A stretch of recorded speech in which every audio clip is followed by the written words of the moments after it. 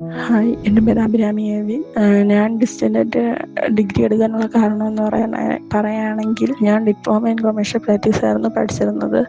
അത് 2025 pass out ആയത്. അപ്പോൾ തന്നെ അത് കുറച്ച് ഇതായപ്പോൾ തന്നെ എനിക്ക് ട്രെയിനിങ്ങിന് വിളിച്ചായിരുന്നു ഇത് പഠിച്ചതിൻ്റെ വെച്ച്.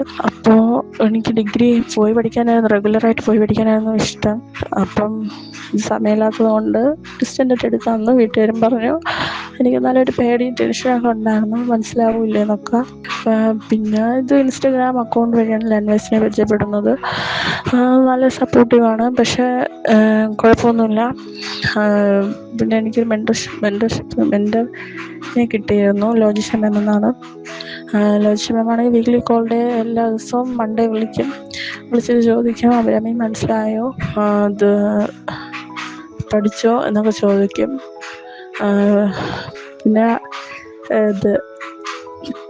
എനിക്കിപ്പം കുറച്ച് ദിവസം കൊണ്ട് സമയം കിട്ടാറില്ല വീക്ക്ലി കോൾ ഡേ എന്നൊക്കെ അയക്കാൻ. മാം ചോദിക്കും, ഇത് കാണാറില്ലല്ലോ വീക്ക്ലി കോൾ ഡേ ഒക്കെ എന്നൊക്കെ ചോദിക്കും.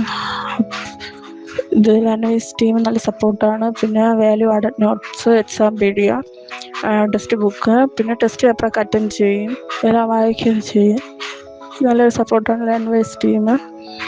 Thanks learners, thank you. മെൻ്ററായ ലോജിഷ മാം, താങ്ക്സ്. എൻ്റെ കരിയർ ജോബെന്ന് പറഞ്ഞാൽ ബികോം കഴിഞ്ഞിട്ട് ഒരു ജോബ് കിട്ടണമെന്ന് ആഗ്രഹം. ഗവൺമെൻറ് ജോബ് കിട്ടണമെന്ന് അറിയില്ല, അല്ലെങ്കിൽ എനിക്കൊരു ഗവൺമെൻറ് ജോബ് കിട്ടണമെന്നാണ് എൻ്റെ ആഗ്രഹം.